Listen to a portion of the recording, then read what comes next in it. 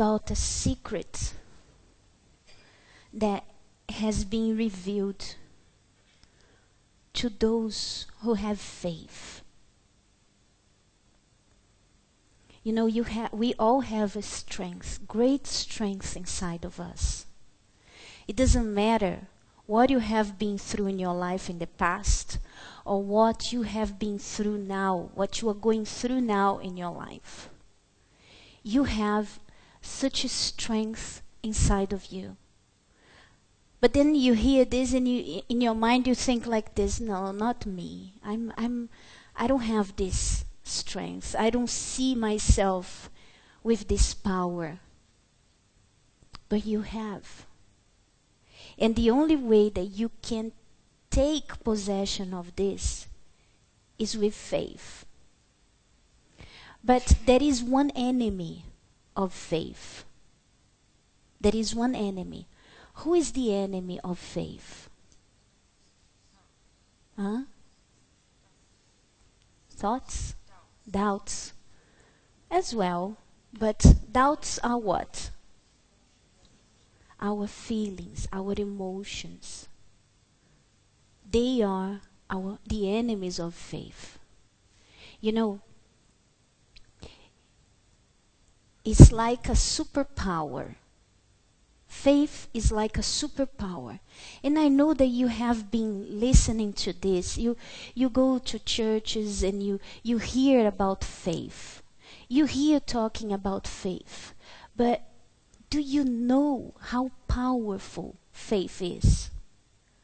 How faith can keep you from suffering? Did you know that? Sometimes, what problems? Think now, what is the problem that right now you have and is making you suffer? Think about the problem. You suffer because of this problem, because you don't know that you have a superpower called faith inside of you. You know, I have shared with some of you, last year was a very tough year for me. I've lost my mom. In the beginning of the year, I was fighting for my health. I was having a very hard time. Maybe you couldn't even notice when you saw me, but I was in a battle. Very big battle. And, you know, the thing that got me through was this superpower. I remember that when I was there in the funeral of my mom, people came to me because I was fine, because I was using my superpower. I was using my faith, and I was fine. I was strong. But people would come to me and they would say like this, Nanda, you need to grieve. You need to mourn. You need to cry. Your mom just died. You are bottling everything inside of you. This is no good. Have you ever heard this talk? Have you? It's such a foolish, stupid thought. It's not a matter of you bottling. Is it a word? Is it correct? It's like you're keeping everything inside. It's not a matter of keeping everything inside and making a face and saying, I'm strong. It's a matter of you putting your trust in a great God, that He knows what is best, that He knew why He did what He did, that He is taking care of me. So my strength was not coming because I made a face. That strength was coming from, I was taking it from Him, by my faith, by the things I believed in.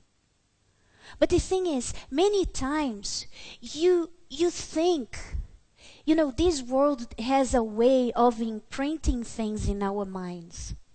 Like when you watch movies, romantic movies, or when you hear the celebrities talk, or psychologists, where they say that you have to follow what? you have to follow your heart? How many times you have heard that you have to follow your heart? Huh? This is so stupid. Forgive me the word. If you have been living following your heart, you are a very frustrated, unhappy person. Because what is the heart? Tell me. What is the heart? Is the heart this organ that we have inside that the only thing that it does is pump the blood in and out all over your body? That is what the heart does. So is this the heart that the world talks about? The organ? No. So what's the world, what the people outside, what do they mean when they say follow your heart? Follow your feelings, follow your emotions. And that's what they wanted me to do when they said, you have to grieve, you have to cry. But think with me. I had to use my intelligent faith. Crying, grieving, mourning. What does it do to a person? What does it do? When you mourn someone's death, when you grieve, what does it do to you? Come on, people. Did you wait? Huh? It damages your spirit. But how it makes you feel? You feel sad. You feel, it's like you giving. You feel hopeless. You giving to all those horrible feelings. You give in to look at the pictures and cry because you are mourning. You give in to feel that your life is ended. Right? Am I right? So does it make sense to you to follow your heart?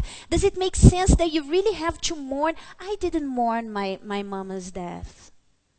I didn't grieve. Because I chose something intelligent. Come on. Am I going to choose to be crying all the time? To be looking at pictures? To be like, oh, I miss my mom. What am I going to do? What is going to change my life? It's going to change. It's going to change to the better. So I used faith. And with faith, I went against what everybody says that you have to do. The world says you have to grieve, you have to mourn. My faith told me, you don't have to do that. So whatever problem, you have to, our biggest battle in this world is to make our minds to come out of the imprinting the world has been putting in us since we were a little child. You want to see something else that makes women very unhappy? Women who can't have children. Have you seen how they feel as if they are worth nothing, if they are no good, and they feel downcast, they don't feel complete? I'm telling you, what is the big deal about having children? I might be controversial now, but I like it. What is the big thing about it? Actually, have you seen how the world is? Have you seen how schools are, where your children are not safe inside the schools, where teachers have been abusing children, where children have access to pornography and drugs in schools?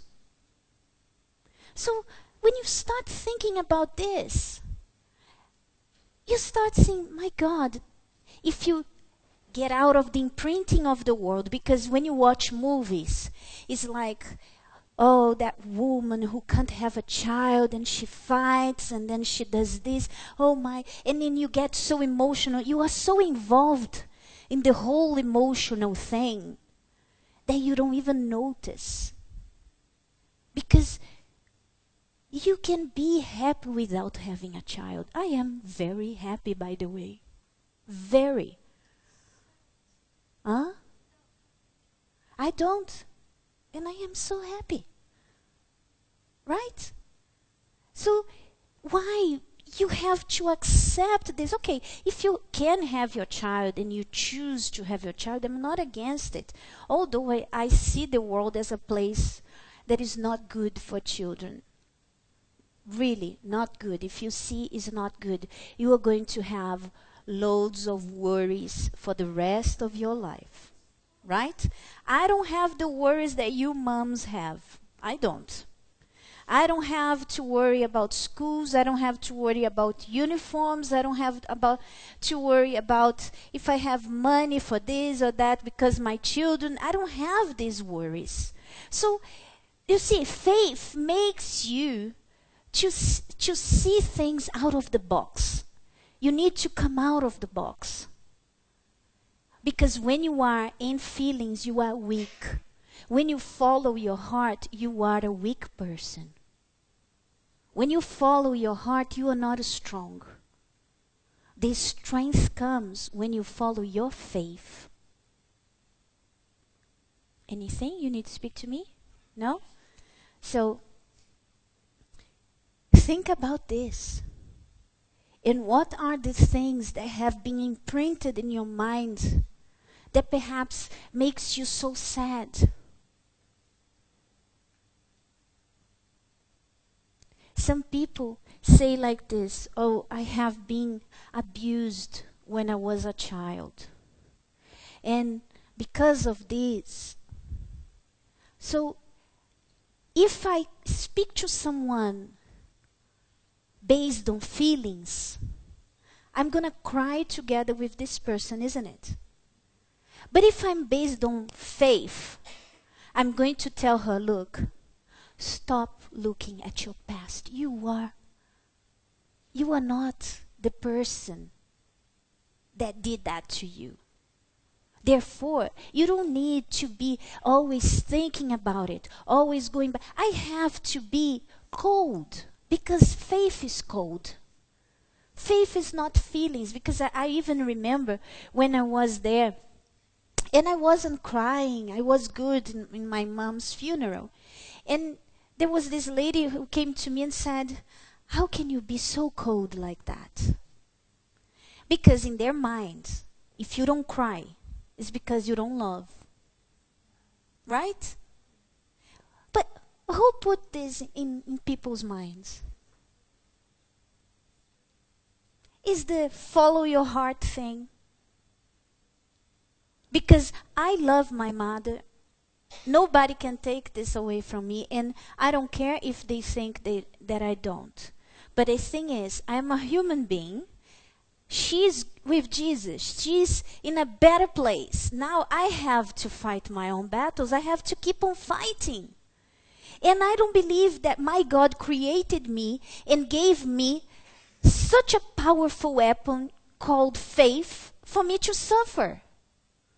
So I don't agree that I have to grieve. I don't agree that I have to mourn.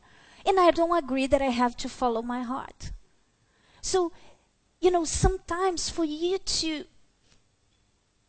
conquer and be someone that is strong, is really strong, is not weak, and win the battles, you have to take from your mind the things that have been imprinted via movies, right? You watch movies, sometimes you watch those romantic movies, and you think that love is when a husband comes home and brings flowers, right? When a husband opens the door of the car, and when a husband is always there saying how I love you, blah, blah, blah, blah, blah. If your husband is this mellow, probably you're going to get fed up with him. You're going to get tired with someone like this. This is the truth. And then you stop noticing. You get so imprinted with these ideas, and you get imprinted with the ideas that, oh, that man is so perfect. That guy from the movie, he's so good. He's so amazing. Look how he treats her. Look, and my husband doesn't do this for me. He doesn't do this, he doesn't do that. And then you start finding faults on that person. I'm saying about husbands, but if you don't have a husband, think about your relationship with your parents, your relationship with friends. Because movies, friends are perfect, are very good. Husbands are like, romantic ones at least. And then you start comparing and you see how they are not. I remember did I tell you when I went to watch Titanic? Yeah? I asked my husband, would you do this for me? And he said, no. I was so angry. I was shocked. How could he say that, so insensitive, full of feelings, you see? No faith. And silly as it may seem, it brought problems in my marriage because I started looking at him like someone who wouldn't die for me, who wouldn't, he would always come short, and we were always arguing. But then I started realizing that it's not like the movies. Love is not like what you see, flowers and gifts. Love sometimes you have to see. For example, when I am so tired and he says like this, stay in bed a little while, is love. When he comes in and does like this, it's love. So it can be some small things. He works like a horse, so I can feel secure. This is love. But then if he works too much, you think that he doesn't love you because he doesn't, have time for you. So you need to understand what are the imprintings of this world that are making you weak. So you can find these things and get rid of them. You need to understand, and faith is the weapon. Faith is the superpower that we have. Faith is what is going to fight the feelings. Sometimes you think like this, oh, my life, my whole life, I have been through so many problems. Oh, you can't imagine. I've gone through hell. I've gone through horrible things in my life. You can't imagine. So more experience you have. You see, when you see with faith you see like this, okay, so I have more grounds. I suffered a lot. I went through hell. I was sleeping. I was talking to a girl another day, and she was crying and telling me, she came from Africa with her mom. Then she went to live with the uncle. The uncle abused her. Then she had to go to live on the streets. And then she found the church and started coming. And she said, I thought things would go easier, but things are still hard. And I was listening to her, and I told you, look, you have everything that you need to explode, to be the best, to take the best, to have the best of this life. And she was like this. What are you talking about? I just told you that I've been through a lot, but I'm telling you. I told her, you have experience. You have, you have dealt with so many things. Much more with, imagine, you and all the girls of your age. Girls who have been protected by family, they had everything. Who do you think when go out in this world is more prepared? Who? For sure. We see this even in the church. We see this, for example, when there is that girl who is a pastor's wife, always protect, right? Because she had a good family, established, happy, and everything is good. Usually for this girl, to find God is harder than those who came, have been abused, and have been through hell. To go out in this world and conquer and use her faith, for her is harder than the ones who were living hell. Why? Because everything was very nice for her. She doesn't know what suffering is much. She doesn't know much, because some even do. So sometimes it takes a while even for them to know God, for them to, to get experiences, to be mature. But when you have gone through a lot, you have more. You have more in your hands. You are a stronger person. I always tell, when I do advise people who come to me and say that they have been abused, I admire them. Because they have, these women, they have a strength that many women don't. They have a strength. Because they are moving on, they are able to, move on with life, even with the horrible things that they went through. Now imagine if they have faith, if they use faith, the superpower, on their side. Imagine what they can do. So whatever problem you are going through in your life, watch out. See if you have not been imprinted with the wrong ideas, and if you are not following your heart. If you are allowing yourself, and every time there is a problem, it's an opportunity for you to use faith. But faith, there are two kinds of faith. Do you know which kind of faith there are? Which kind? Natural and supernatural. Okay, there are two more kinds of faith. Huh?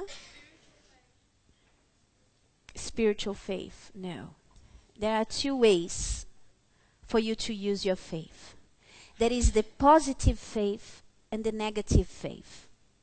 For example, if you go to a job interview and you go like this, oh no, I've been to so many job interviews, I'm never chosen. There is a problem with me. And then you get there and you see, oh, look at these women, look at these people. They really look good. They really look, oh my, look at me, so simple. I don't even have what to wear properly. And they are so well dressed. Look. What kind of faith is this? It's negative. You're using faith because you are believing already that you're not going to get the job. So this is faith, because isn't faith to believe in something that you don't see? Right? So you are believing that you're not going to get the job, and probably your faith is going to lead you there. But when you use your positive, your supernatural faith, what do? Oh my God, look at these people. They look so good. I don't have, but you are here with me. And you are going to make me shine. You are going to make me make a difference in this place. I'm going to be different. And I'm going to get it. I'm going to get it. So when you go, you have confidence. And for you to get a job, is a lot about your confidence. Is a lot about how you express yourself, how good you can portray the things you want to do. Because if you are weak, if you are like doubtful, I don't feel like hiring you. Would you feel like hiring someone to work for you who is very weak, who is like, I don't know, oh. You don't want to hire someone like this. You already see the person as a weak person. So when you are in faith, you make yourself strong. So you're going through a problem with your children. You use faith, my God. I don't know where my children are. I don't know what they are doing, but you are in control. And this is a battle you have to go through every day. Because the thoughts come all the time to put you down, to make you think that, oh no, your child is never going to be here, is never going to change, or your mom's never going to change, or you're never going to get where you want. So it's daily, it's a daily battle. It's daily that you have to use the superpower, you have to use your faith. Going back to what happened with me, did I share with you about my dad, that he disappeared one day after my mom died? No? I went to church with him, and we arrived, it was around 10 p.m., and I went inside to get his medicine. And I looked for him, I couldn't find him anywhere. We had just arrived from church. And I was like, what's going on? I asked my cousin, have you seen Dad? No, he was there in the front. And I went outside, I went to the neighbor's house, I went everywhere. I couldn't find him. Well, I wait for 1 hour because, okay, maybe he went to buy something. I looked, I found his wallet, I found his keys, I found his money, I found everything, so he had nothing on him. And I thought he had gone nearby. I waited for 1 hour. He didn't show. And I was like, there was a battle inside of me, because feelings wanted to take over. Then my cousin, I called my cousin because he's a police officer, and told him, please help me. Dad disappeared. Can you tell me what I should do? And then he asked, did he do it 1 hour ago? Oh, we have to call the police. We have to do that. And he said, Nanda, you know, he said he was going to drink poison because he doesn't want to live anymore. You know that. And inside of me, I was like, what kind of person tells you something like that when you are looking? But then it was a battle. My God, do I start thinking? Should I start thinking if he did that? And faith came in that moment. Okay, it's not going to help me if I worry that he is dead. Or I said, my God, you are in control. If he dies, I just want him to be saved. So if we find him dead, I want him saved. And if you save him, that's good for me. So people started coming, neighbors, everybody desperate. And I was calm. And I remember I called the church. I didn't call. The only person I called was my cousin. The pastor of the church called my house because they were calling every day. And I wasn't going to say that my dad wasn't around. But he asked, where's your dad? Then I said, look, I don't know where he is. What do you mean you don't know? Oh, we came from church and he just disappeared. And then the whole body of pastors came, everyone came to my house, and they were like, where could he be? Where can you think? Let's go. You go this way, you go that way. They got on their cars and they went all around. And the pastor was like, oh my God. And inside of me I was, calm down, pastor. Calm down. But I couldn't do that, right? I would feel bad to say that. And I was like, oh my, okay. But I was like, with God, I was saying, my God, whatever you decide, I'm in your hands. My life is in your hands. So you see, I was not suffering. I was not desperate. I was not crying. Why? I was using my superpower. I was using my superpower. And this superpower keeps you from suffering, keeps you from feeling pain. I was not in pain, honestly. But I was ready. I was like this, God, I'm ready for whatever. because I have assurance that you are in control of my life. So therefore, you are in control of his life. Nobody can touch him but you, because I have sacrificed for my family. So my sacrifice cries on the altar. You understand? Sometimes you think like this. You have done your sacrifices and, oh, I didn't. Your sacrifices, they cry out to God on the altar. Don't forget that. The real sacrifices, the real one, don't think that you didn't get the answer. They are crying out, and in the right time, God is going to answer.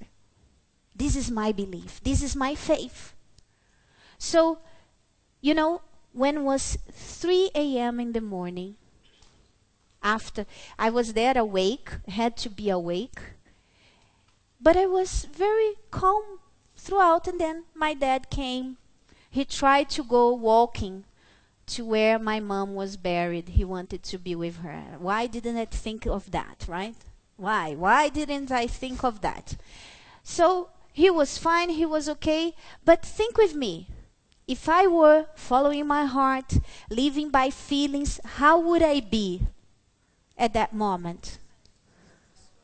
I would be desperate, crying, feeling pain, right? Probably a few more white hairs. Because, it comes. And wrinkles. So, when you use your faith, when you are constantly using faith, and faith is to be used every day. It's a daily battle. It's not only problems around. It's when you are alone. And those thoughts come to your mind. Oh, you are no good. You're never going to get it. You're never going to get what you want. Oh, you're going to be alone forever. When these thoughts come, that's when faith comes. When the superpower has to be used. You need to use this power. Because if you use, you're going to say, I'm not going to listen to you. I'm going to get it. I'm going to get what I want. God is preparing someone for me. Oh, my children's going to change. Oh, my son is in prison, but he's being protected, because if he was on the street, what else he could be doing? He could be dead. My God is protected. Touch him there, and he's going to come to church when he leaves. Whatever adversities, whatever problems you have, you use faith to keep you strong. God gave us faith so we would not suffer. Faith is cold. Yes, it's cold. But who said that you have to be all the time in feelings, feeling the whole blown of feelings and putting yourself down?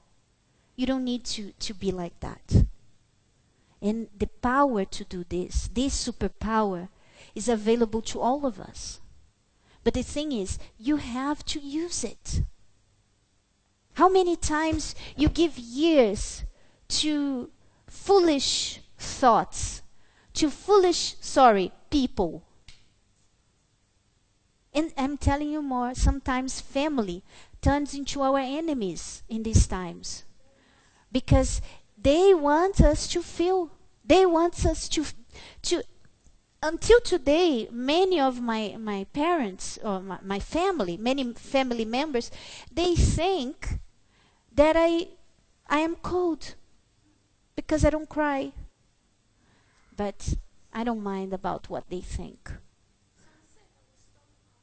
Yeah, they say that. Yeah.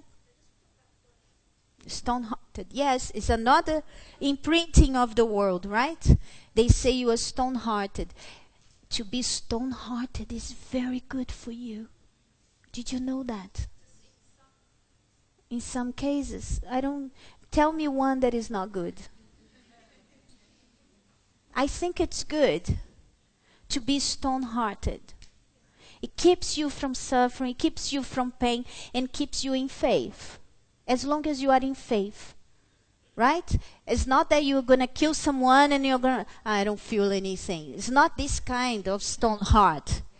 It's the kind that keeps you from suffering. Right? So next time you're going through problems, you're going through situations, remember this: be stone-hearted. It's another imprinting of the world, right? It's against. It's like to be a stone-hearted person is bad, but it's good for you. It's good. You are not crying, you are not suffering, you are moving on. As long as you are moving on, because I am moving on, I have to move on, right? Did you understand?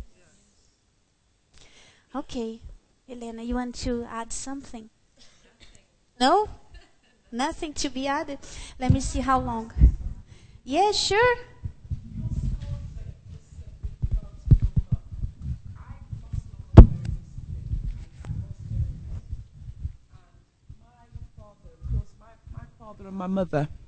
My father and my mother were together for 63 years, married for, well, yesterday was it yesterday or Sunday? Sunday the 18th would have been my parents' 57th wedding anniversary.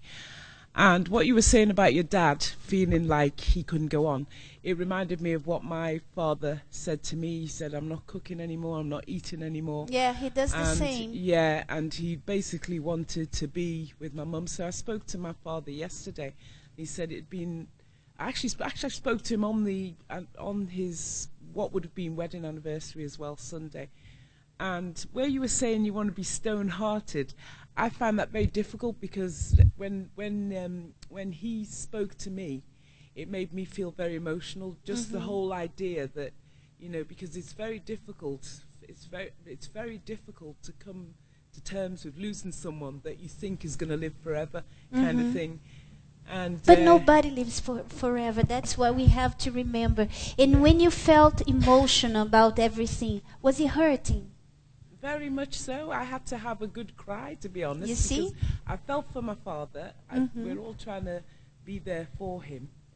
And he's up in Liverpool. I'm down here in London. But I wanted to be there to give him a hug and say, don't worry, because, we don't want him to die. We want him to live a few more years. Yes. But he's going through a very difficult time, and we're all trying to be there for him. I know everything that you're saying, because Yeah. I'm going through the same thing with my dad. But the Very thing difficult. is, if I go down and feel emotional with him, I don't help him.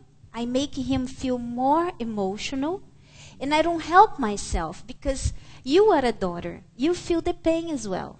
You had your mom. So if I allow myself to go that route, I will feel pain. And I don't want to feel pain. I don't need to feel pain. This is another imprinting. You don't need to feel pain. Your mom, she's gone. We will be gone. You will be gone one day. All of us will be gone one day. But we don't need to be suffering because of that. It's something natural. It's the natural. It's because we don't want to think about it. We, as you said, we want to think that people will live forever, that they are never going to die. But we need to start thinking like this. We all going to die. We are not going to live forever. And that is one thing that is very good, that if I were you, that's what I'm doing. Work on the salvation of your dad. Because for me, it's like this. If my dad would go today with his salvation, I would be okay. Because I know where he's going. I know that he would be with God and he would be okay. But without his salvation, it would be very hard. But even though it was his choice, I would not suffer because of his choices. You understand? He's cold-hearted. Yes. Yeah, when my mother was ill just before she died, my father said, "That's it. I don't believe in God anymore." And I remember calling. There's a young pastor here called Tobias. Well, he's not here anymore, but I spoke to him because I was so emotional. I was crying on the phone. I said, "Tobias, I don't know what to do. My mother, she's really ill. I know I don't think she's going to be here." And my father was saying, "That's it. I don't. To me, God, what kind of God can do this to my wife?" They always turn against God, right? As if God is always the bad guy. He's never the good guy. He's always the bad guy, which is not true. But work on his salvation. Your dad's salvation. Because when he goes in, he will go. Understand? He will go. Yeah. And you need to be strong for that moment. So And difficult. you get so much more strength when you know that he's going to be well when he goes. Understand? Yeah, If thank you. they go saved, they are better than us. They are better than you if they are saved. Because they are in peace now. They are with God.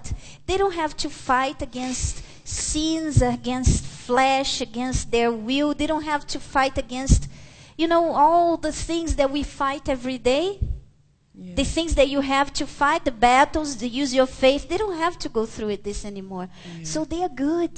They are in a good place. Thank If you. your mom died saved, rejoice. I rejoice. She did. She was a person of So faith. you see, so I have so to rejoice. try and believe that she's... When your dad calls Yeah. now, crying and emotional about the anniversary, don't be emotional with him. You say like this, Dad, Mom is in a great place now. Let's fight together for us to be together with her and not in separate ways. Thank you. Let's be together. Thank That's you. what I do with my dad. Yeah.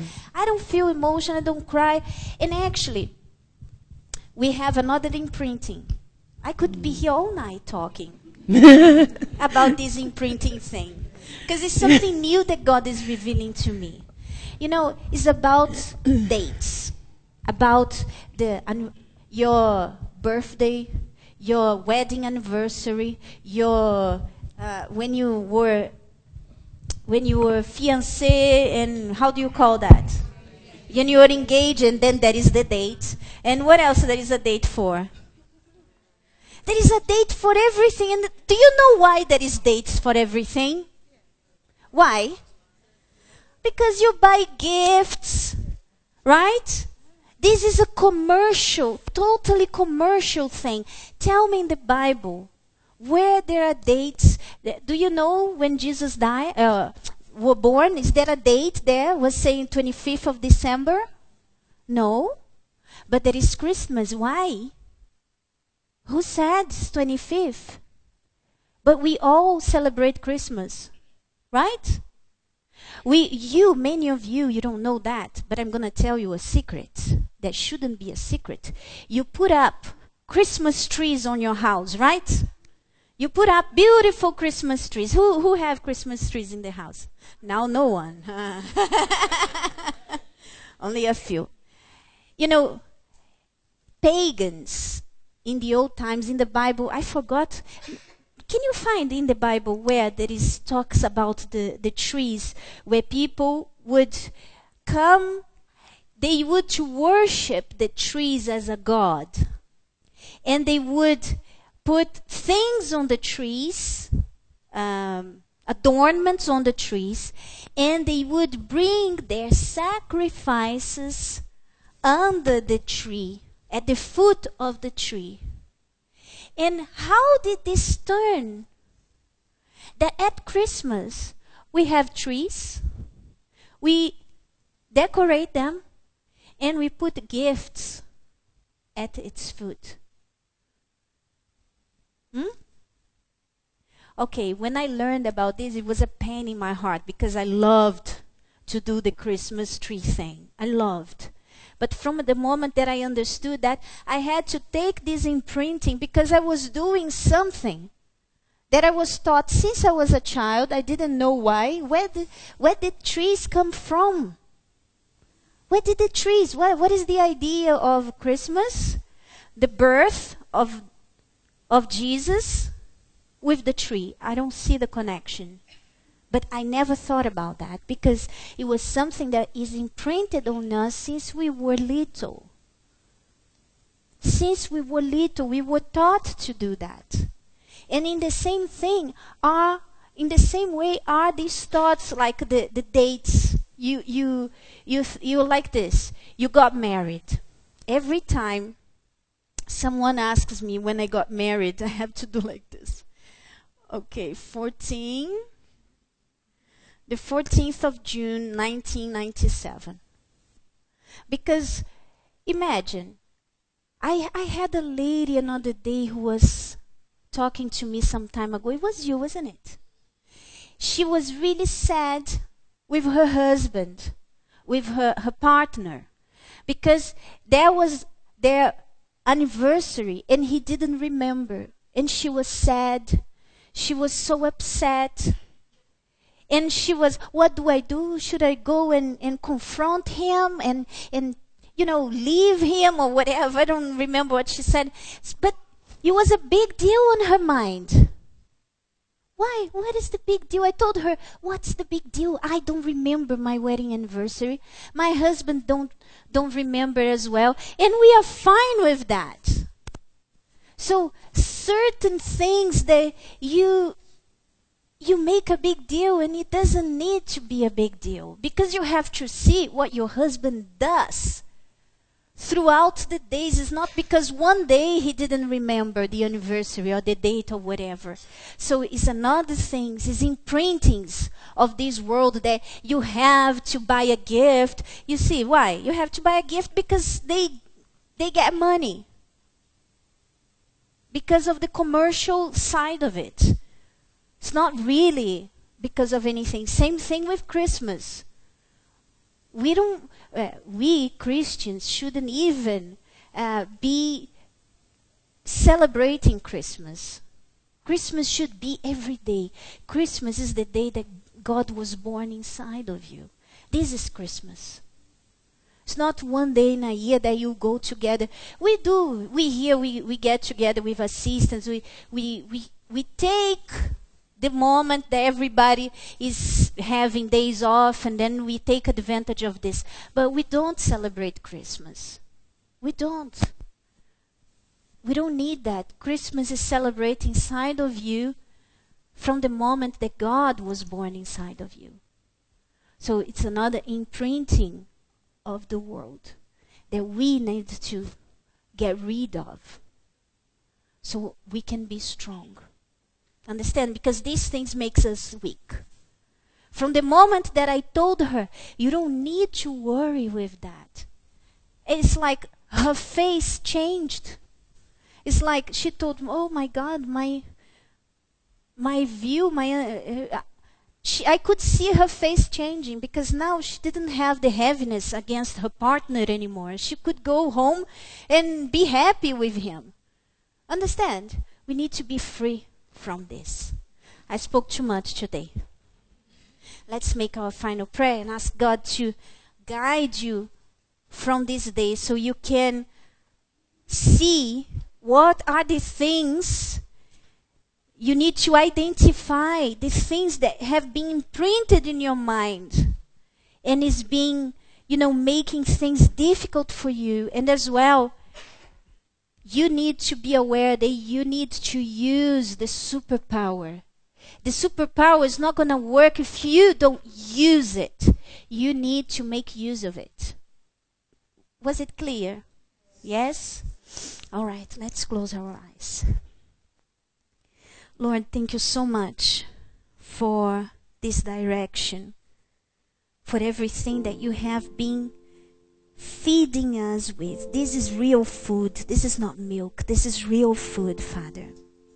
So help these women to leave this place and be free from these feelings that make them sad. Make them stone-hearted, my Father. Because you didn't bring us here to suffer.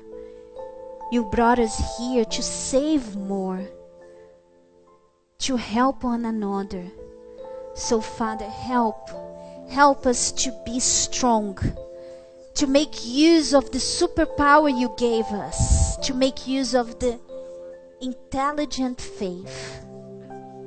Help these women, my Father, to go from here and identify the things that this world have been imprinted in their minds. Help them to get free from this. Help them to see things in a different way. Holy Spirit, be with them. Wherever they go, put your angels to guard and protect them. That's what I ask you. In Jesus' name. Amen.